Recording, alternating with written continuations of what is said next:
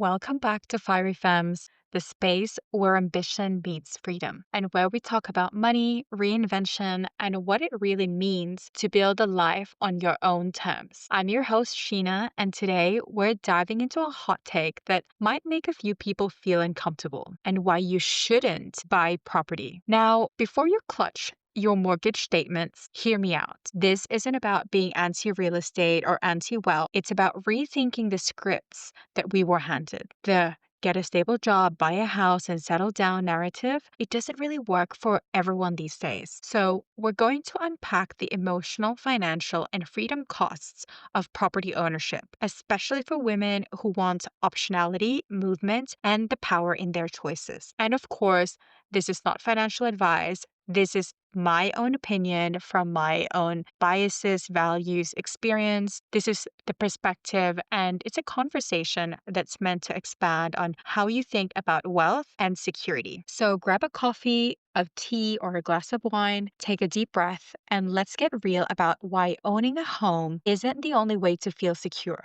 And sometimes why stop and delete that, and why sometimes not buying can be the smartest move you'll ever make. So I feel quite privileged that my friends always come to me for advice whenever they're thinking about buying their first property by themselves or buying a property with their partners or buying a second property with their husbands. I feel really honored when my friends come to me because it just makes me feel like, wow, I'm some kind of expert in their eyes. But the first one is most of the time they haven't even gone to a mortgage broker, so they don't know their numbers. If you are thinking about purchasing a real estate investment or purchasing a property to live in, please go see a broker. Even though you're not going to buy in like 3 months' time or 6 months' time, I think it's really important to know your numbers and so that you know what to expect as well. Because by seeing a mortgage broker, you will understand how much you need to save. Should you stick it out with your job? Should you move to another job before locking in a mortgage? Those kind of things. But anyway, these are the reasons why my hot take it these are the reasons why I think you shouldn't buy property just yet.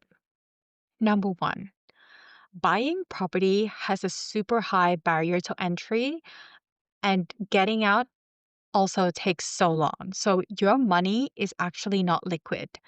So if you have saved up, let's say $200,000 to get a $2 million loan on some property, you are saying goodbye $200,000 of savings for the deposit, for the bank to take that as hostage as deposit while you're paying off your $2 million. So when property gurus, mortgage brokers, or let's say even banks say your house grew by 200,000 or your house grew by $100,000 in the last month, it doesn't necessarily mean you can use that $100,000. There's actually a lot of caveat to that. And if your equity actually grew, you need to submit paperwork and for the bank to assess whether you're suitable again to actually use that equity. So, for example, if you don't have a job, you got laid off, your partner got laid off, or your circumstances have changed and you're thinking you just want to refinance or get equity from that house, you can't actually get that $100,000. So, the number one reason why you shouldn't is you don't have liquidity in property. It is probably the most illiquid asset class. Number 2, why you shouldn't buy property. Do you know the amount of upkeep that you need to do, the amount of maintenance that you need to have with houses and property? How about the lawnmower guy or girl? How about the plumbers? How about the aircon fixes when the summer's really hot and you have to get an aircon repair? How about retaining walls? Do you know how much they cost? Yeah, the upkeep costs so much money. And it's just not the deposit that you need to worry about, but also you need to think about the legal costs, the conveyancing costs, the pest and building reports that you need to do, the stamp duty costs. Here in Australia, you have to put a certain percentage for stamp duty. I think it's 2% of the total property value.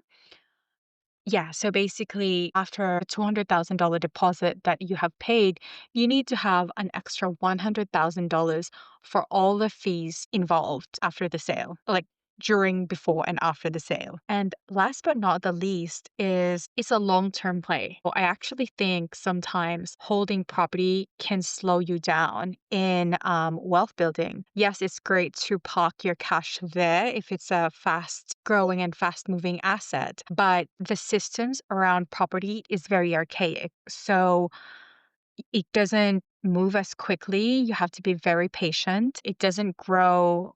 I mean, in COVID years, it grew by like 20, 30, 40% in certain areas all over the world. But those kind of growth, that is not normal. So I think to fast track your wealth building sometimes can be a hindrance because it's not as fast moving. So, those are my three reasons as to why I think you shouldn't buy property. One, it's not liquid. Number two, the upkeep is expensive and you should account for that. And last but not the least is it's slow moving. Again, it is a high barrier to entry as an asset class, and to get out of it as well, it will also take time because it's not every day that you sell. If you want to sell this asset, you need to find the right buyers with the right finance, and a lot of things have to be crossed and ready. So I hope you enjoy this and let me know if I've actually stopped you from thinking about buying a property because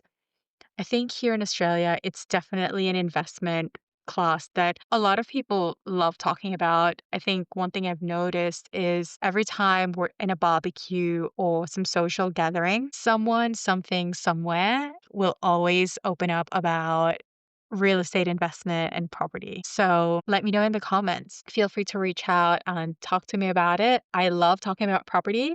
And again, um, I feel very honored that my friends talked to me about this.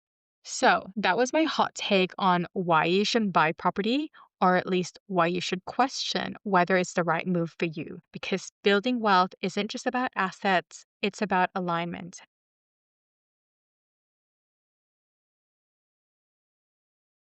The most powerful thing that you can own is your freedom to choose differently. If today's episode gave you something to think about, share it with a friend who's also redefining what success and security mean for her. And if you haven't already, follow Fire Femmes on Spotify, YouTube, or wherever you listen. We talk about money, reinvention, wellness, and designing a life that actually feels like yours. I'm Sheena, and thank you so much for spending this time with me. Remember, wealth is personal, freedom is the goal, and your version of having it all doesn't have to look like anyone else's. See you in the next episode.